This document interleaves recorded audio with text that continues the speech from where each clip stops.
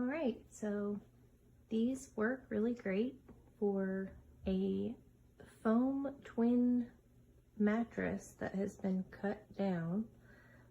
We had an extra one that was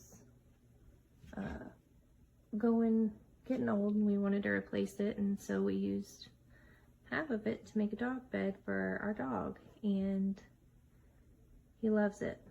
And I actually just put one up on the top and then another one on the bottom just to fully cover it, and it works great.